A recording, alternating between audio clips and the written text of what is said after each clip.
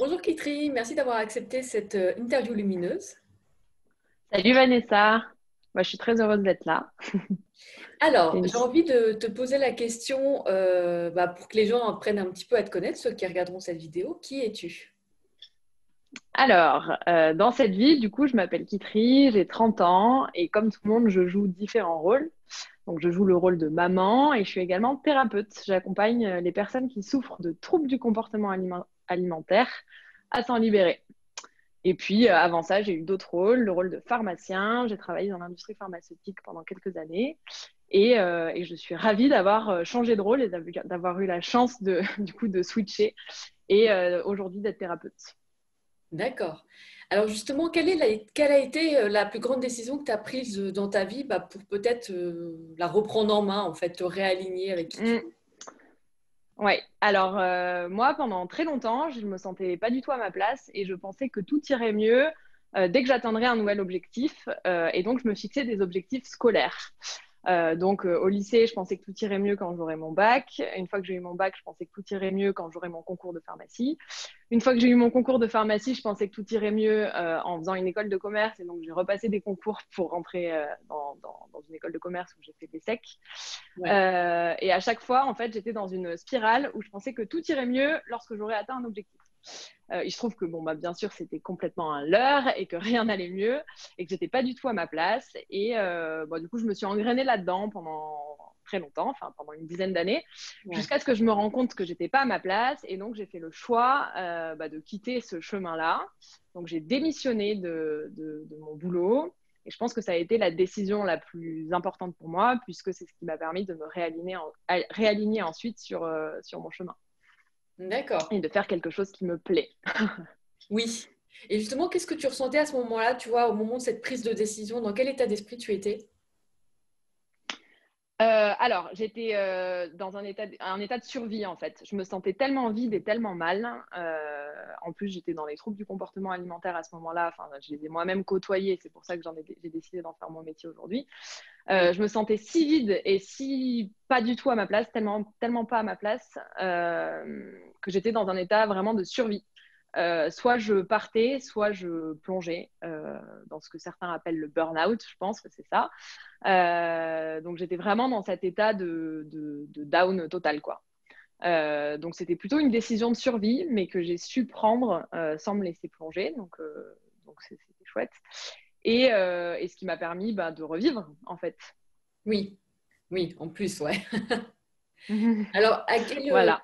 quelle croyance, en fait, ou quelle pensée, justement, tu as alimenté pour réussir à passer à l'action? Parce que parfois, même si on se sent plongé, ça peut être une décision difficile, en fait, de démissionner. Donc, qu'est-ce que tu as alimenté comme pensée qui t'ont permis de passer à l'action? Alors, en fait, j'ai eu une expérience pendant mes années d'études où vraiment je me sentais vraiment pas à ma place non plus. Et j'ai fait le choix de partir en Mongolie, vivre dans une yourte dans une famille nomade pendant quelques mois. Génial. Donc, je me suis complètement coupée à ce moment-là du téléphone, des relations, des contacts. Ils ne parlaient pas français, ils ne parlaient pas anglais non plus et je ne parlais pas mongol. Donc, du contact aussi de nos sens, enfin de la parole. Et donc, j'étais vraiment complètement immergée dans cette famille pendant plusieurs mois. À ce moment-là, je me suis reconnectée à tous mes sens, enfin mes capacités extrasensorielles. Donc, tout est arrivé d'un coup, clairvoyance, clairaudience, clair-ressenti. Enfin, ça a été une expérience très riche pour moi.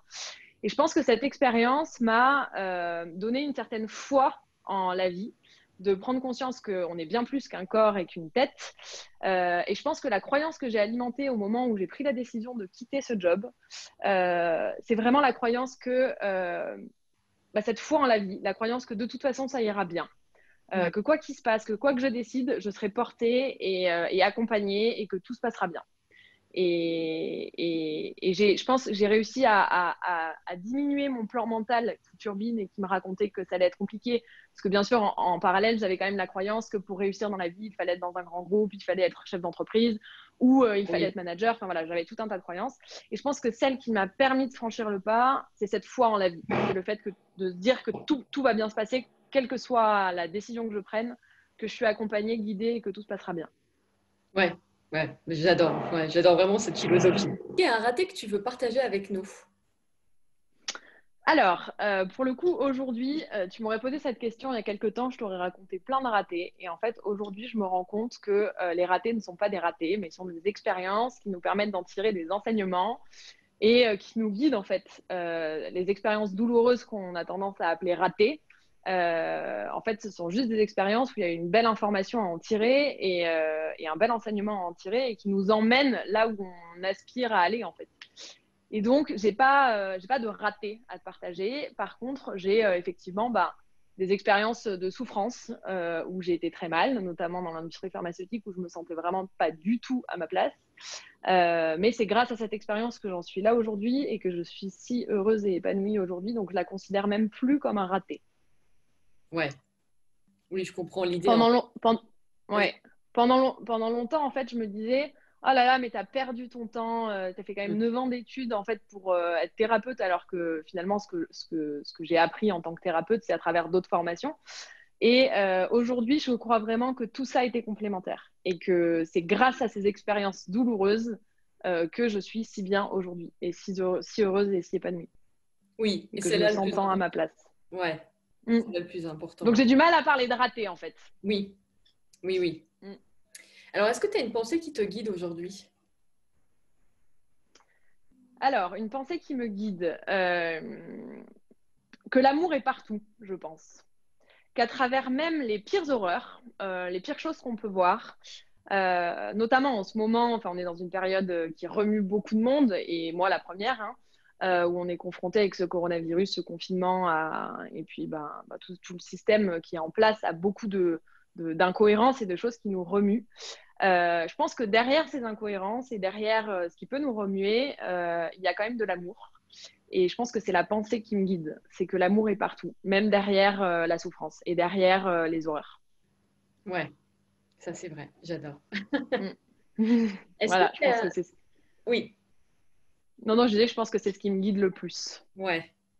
Est-ce que tu as une question phare en fait aujourd'hui qui te permet d'ouvrir le champ des possibles, justement, tu vois, quand le mental reprend un peu le dessus de temps en temps? Mm. Alors, quand le mental reprend le dessus, la question que je me pose, c'est qu'est-ce que tu ressens? Parce que souvent, quand le mental s'emballe, du coup, quand on est dans la pensée et le petit manège qu'on se fait dans sa tête, c'est souvent par peur, en fait. Il s'emballe parce qu'il y a une partie de nous qui a peur. Et donc, je pense que c'est vraiment ce que j'adopte au quotidien, c'est systématiquement de me recentrer, de me dire, OK, là, qu'est-ce que tu ressens? Et pas qu'est-ce que tu penses de la situation, qu'est-ce que tu ressens. Et souvent, ce ressenti, en fait, cache une peur. Et une fois qu'on a identifié cette peur et qu'on se pardonne d'avoir eu peur, on récupère quelque part la partie de nous qui s'était égarée dans cette peur et on redevient entier et notre plan mental se calme d'office, entre guillemets. Ouais, Et, et il s'apaise. Donc je pense que c'est vraiment qu'est-ce que je ressens. d'accord. Et c'est une question qui est extrêmement difficile en fait et que moi j'adopte en thérapie lorsque je suis des personnes. Et souvent en fait quand on demande à quelqu'un qu'est-ce que tu ressens, il va nous répondre par la pensée. Il va nous Mm. dire je ressens que vraiment c'est dégueulasse. Non, non, qu'est-ce que tu ressens? Et le ressenti permet vraiment de se recentrer et de se réancrer dans le corps et donc dans l'instant présent. Et je pense que c'est ce qui me guide. Ouais. C'est vrai qu'on est très souvent même coupé de nos ressentis. Je le constate aussi avec mes clientes, on est comme Mm, déconnecté en fait du corps. Et c'est vrai que se concentrer sur le ressenti, ça permet vraiment de mm. s'y reconnecter complètement.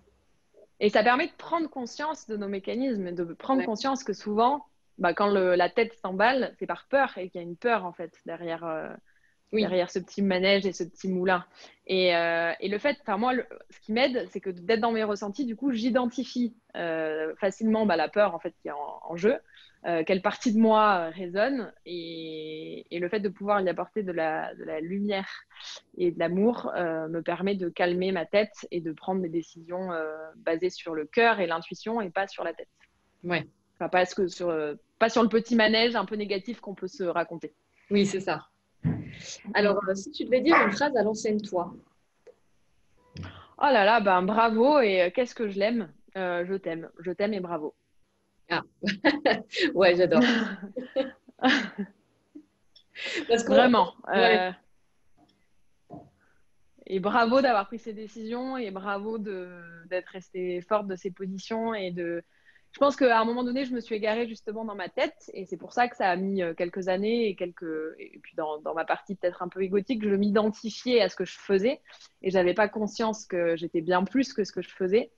Et je pense qu'à un moment donné, mon intuition, la voix de l'âme ou la voix de la nature, on appelle ça comme on veut, a repris le dessus et j'ai su écouter cette petite voix douce et gentille.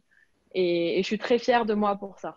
Je suis très fière d'avoir su dire stop justement à l'identification du personnage. Ouais. Alors, est-ce que tu as un conseil pour amener un peu plus de conscience dans sa vie? Parce que la conscience, pour moi, c'est quelque chose qui est important et ça permet aussi d'évoluer Mm, en regardant un peu ce qui mm, se passe en nous. Donc, est-ce que tu as un mm. conseil pour ça? Alors, oui, l'observation. L'observation, être dans le moment présent et donc être dans l'observation en permanence. Et ensuite, amour et pardon. Pour moi, c'est la clé. C'est s'observer, du coup prendre conscience de nos modes de fonctionnement qu'on n'a pas toujours envie de voir, hein, parce que bien sûr on est fabuleux par certains côtés, puis on a des parts un peu plus obscures et un peu plus sombres. Et Oui, c'est par l'observation, je pense, qu'on peut se pardonner et se donner de l'amour.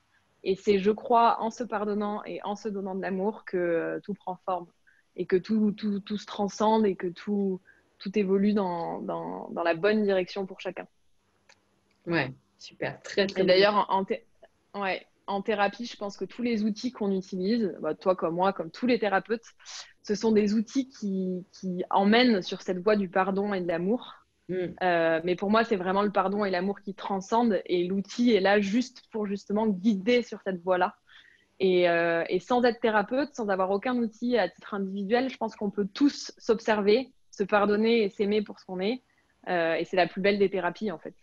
Oui, exactement. Ben, merci, merci Mm. vraiment pour ce très beau message. Je Avec vais grand mettre, plaisir. je vais mettre tous tes liens en dessous de la vidéo bah, pour ceux qui voudraient te contacter ou te suivre. Et bah, je te Ça remercie marche. encore pour cet échange et ce message que j'adore. Avec grand plaisir. Je t'embrasse. Ciao!